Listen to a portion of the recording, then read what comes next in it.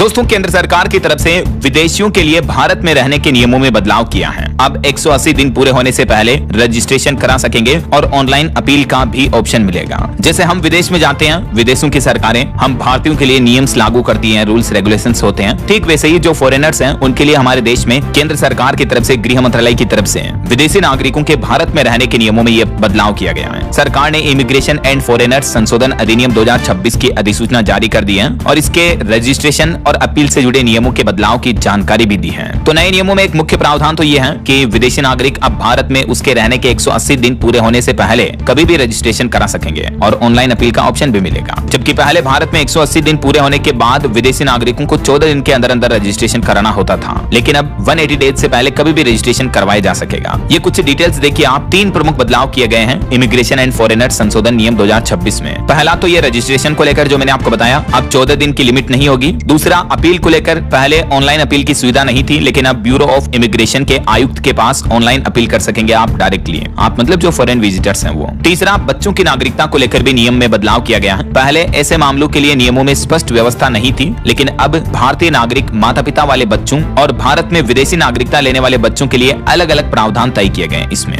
जो पहले immigration and foreigners bill 2025 था, उस वक्त इसमें क्या क्या प्रमुख कानून थे, मतलब ये बिल पास तो 2025 में ही हो गया था। ये जो 2026 में इसमें कुछ संशोधन बदलाव किए हैं ऐसा। तो इस बिल में जो मुख्य प्रावधान है उसके मुताबिक अगर कोई विदेशी नागरिक बिना वैध पासपोर्ट या दस्तावेज के भारत में आ जाता है तो 5 साल तक की जेल और 5 लाख रुपए तक का जुर्माना होगा। कोई नागरिक गलत जानकारी देता है या दस्तावेजों में गड़बड़ी पाई जाती है तो 3 साल जेल, 3 लाख रुपए तक का जुर्माना लगेगा। बिना वैध पासपोर्ट या यात्रा दस्तावेजों के भारत में प्रवेश करने वालों को तुरंत डिटेन किया जाएगा, यानी हिरासत में लिया जाएगा। अगर मामला राष्ट्रीय सुरक्षा, नेशनल सिक्योरिटी से जुड़ा होगा तो सजा और भी कड़ी हो सकती है। तो ये तो इमिग्रेशन एंड फॉरेनर्स बिल के कोर पॉइंट्स रहे। बाकी अभी जो इसमें प्रमुख बदलाव किए गए हैं, इसमें एक मुख्य पॉइंट जानने वाला यह है कि बच्चों की नागरिकता से जुड़े नियम भी बदले गए हैं। अगर माता पिता में से कोई एक भारतीय नागरिक है और एक विदेशी है, तो बच्चे की भारतीय नागरिकता बनाए रखना चाहता तो बच्चे पर विदेशी नागरिकों के रजिस्ट्रेशन वाले नियम फिर लागू नहीं होंगे ऐसा। तो ये भारत में विदेशियों के लिए रहने के लिए नियमों में प्रमुख बदलाव को लेकर छोटा सा न्यूज अपडेट, इंपोर्टेंट इन्फॉर्मेशन आपको जरूर जानने मिली होगी। वैसे आप कौन से राज्य में, कौन से जिले में रहते हैं दोस्तों? आपके राज्य और जिले का नाम